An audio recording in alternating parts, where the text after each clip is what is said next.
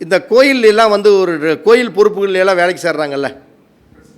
இல்லைங்க, இப்போ நம்ம திருச்செந்தூர் முருகன் கோயில் இருக்குதுன்னா அந்த திருச்செந்தூர் முருகன் கோயிலில் ஏஇ சிஇ ஏஓ சிஓ அப்படிங்கிறாங்களே, இந்த மாதிரி கோயில் சம்மந்தப்பட்ட ஆலயங்கள் சம்மந்தப்பட்ட விஷயத்தில் அவங்களுக்கு தொழில் அமையும். அதன் மூலம் அவங்க பணம் சம்பாரிச்சிடலாம்.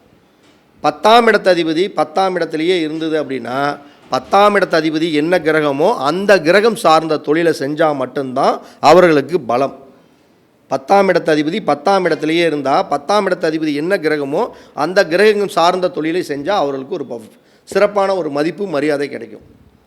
அடுத்து 10ஆம் இடத்து அதிபதி 11ஆம் இடத்துல இருந்ததுன்னு வச்சுக்கோங்க, பேங்கில் வேலை செய்யலாம், சூப்பராக இருக்கும்.